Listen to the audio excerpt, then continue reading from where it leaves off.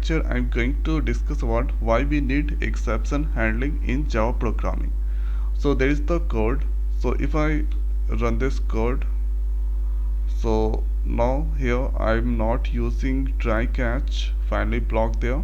So if I enter first number 5, second number 0, so definitely there is the exception. So now you can see here this is the list of message it's displaying when you are not using the try catch. So here exception in the thread main, so thread main, and this is the message it's displaying, and command.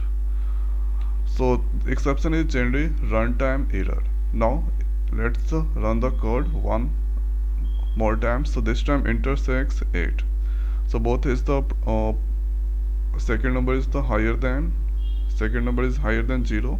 So again build failure, there is the exception or the runtime error, so lots of messages it's displaying there. So this is the not good idea. So if you want to avoid this a command execution failed message and there are list of bunch of different messages, so you said put the code inside the try catch. Okay, so there is the code there, I'm using the try catch.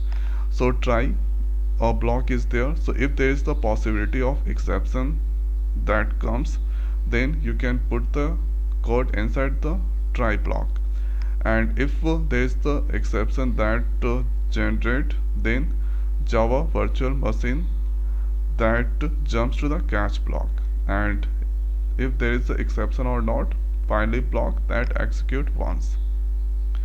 So now if this place here, so there is the exception that comes there. Okay, so divide by 0 exception. So now you can see the code here. I'm going to explain.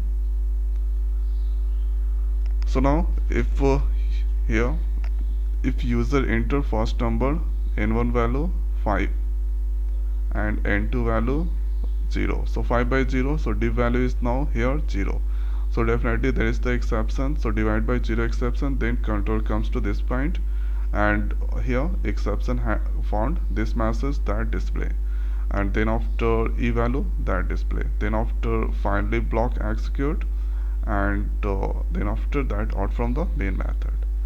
And if here you give n1 value, n2 value, so 5 5, there is no any problems, div equal to 1, div this times is now 1, so this times here array size is now 3, and I'm trying to enter index of 4th position, value is 50, size 3, index 4, position 50, so this is not possible. So then that comes to this point, and there that display ex track, and here please check the array size. So this here print the extract trash, and then after that is now finally.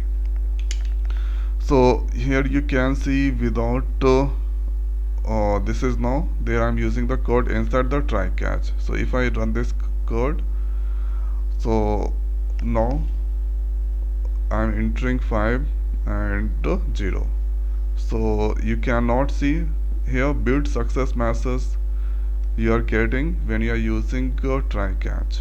Okay, and there is the only 2-3 lines of message it's displaying with using try catch. So exception found, and this message now user can easily handle this exception when that found.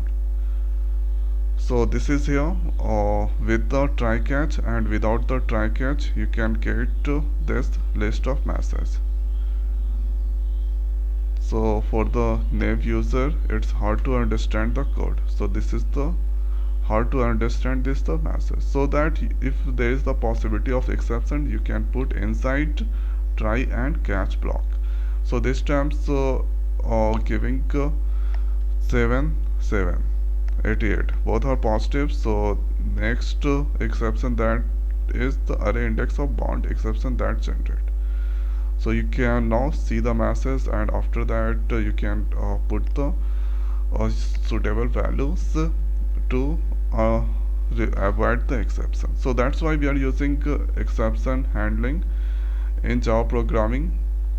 So exception handling that handle the exception, and it's very user friendly to read the message, and after that you can just fix the issue.